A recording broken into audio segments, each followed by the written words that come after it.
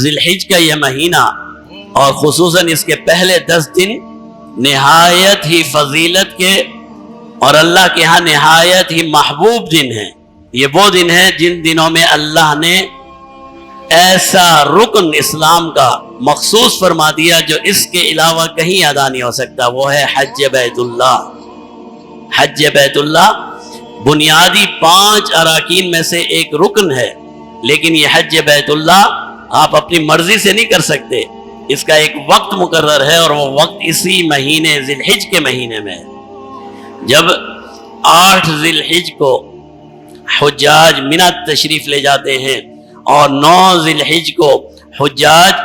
عرفہ چلے جاتے ہیں، اور 10 ذی الحج کو جب وہ طواف اور رمی کر کے اور قربانی کر کے حج جیسے فریضے سے فارغ ہو جاتے ہیں، تو یہ وہ ماہ مبارک ہے جسے ہم زیادہ سے زیادہ ہمیں عبادت میں گزارنا چاہیے۔ سیدنا عبداللہ بن عباس رضی اللہ تعالی عنہ جناب نبی کریم صلی اللہ علیہ وسلم سے کا ارشاد نقل فرماتے ہیں، فرمایا پیارے محبوب صلی اللہ علیہ وسلم نے فرمایا ما من ایام احب الی اللہ، کوئی ایام کوئی دن ایسے نہیں ہیں جس میں اللہ کو اپنی عبادت زیادہ محبوب ہو ان 10 دنوں سے، ذی الحج کے 10 دنوں سے زیادہ کوئی ایام ایسے نہیں ہیں جس میں اللہ کو اپنی عبادت اور نیک اعمال زیادہ محبوب ہوں۔ جناب نبی کریم صلی اللہ علیہ وسلم نے ارشاد فرمایا ان ایام میں، یہ ایام 9 ذی الحج تک ہوں گے، 10 کو تو عید ہو جاتی ہے، تو فرمایا ان ایام میں روزہ رکھنا، ایک روزہ رمضان کے روزوں کے برابر ثواب میں ہے، ایک روزہ رمضان کے روزوں کے برابر ہے، اور فرمایا ان راتوں کی عبادت لیلۃ القدر کی عبادت کے برابر ہے۔ کتنی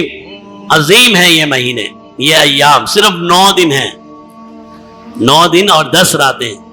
ان 9 دنوں میں اگر انسان عبادت میں وقت گزارتا ہے، اللہ کی اطاعت اور فرما برداری میں وقت گزارتا ہے، تو جناب نبی کریم صلی اللہ علیہ وسلم نے فرمایا ان دنوں کی عبادت اللہ کو سب سے زیادہ محبوب ہے، سب سے زیادہ محبوب ہے۔ سیدنا عبداللہ بن عباس فرماتے ہیں ان دنوں کی عبادت اللہ کو سب سے زیادہ محبوب ہے۔ ایک صحابی کھڑے ہوئے اور انہوں نے سوال کیا یا رسول اللہ کیا جہاد فی سبیل اللہ سے بھی زیادہ اللہ کو یہ عبادت محبوب ہے؟ فرمایا ہاں، جہاد سے بھی زیادہ محبوب ہے، علاوہ اس مجاہد کے جو اپنی جان اور مال اللہ کے راستے میں جہاد کے لیے نکلا اور پھر واپس نہیں آیا، شہید ہو گیا تو اس کا تو بڑا اجر ہے، ورنہ ان ایام کی عبادت جہاد سے بھی بڑھ کر ہے۔ یہ 9 دن ایسے ہیں۔ ایک اور صحابی عبداللہ بن عمر رضی اللہ تعالیٰ عنہ فرماتے ہیں ما من ایام اعظم، سب سے زیادہ عظمت والے دن،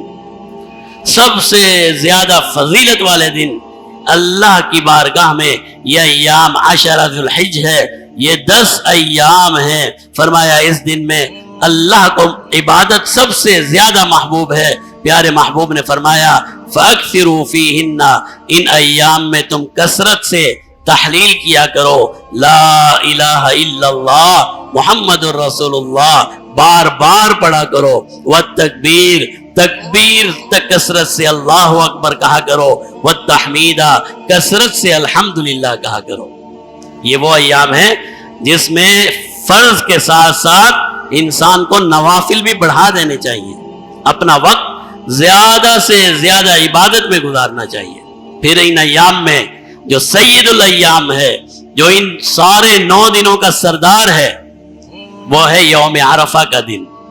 9 ذی الحج کا دن، جب حاجی عرفات کے میدان میں جمع ہوتے ہیں۔ یہ وہ دن ہے کہ جناب نبی کریم صلی اللہ علیہ وسلم نے ارشاد فرمایا انسانوں کی جس کثرت سے معافی یوم عرفہ کے دن ہوتی ہے، اس کے علاوہ کسی دن میں نہیں ہوتی۔ سب سے زیادہ معافی اور تلافی اور توبہ کا دن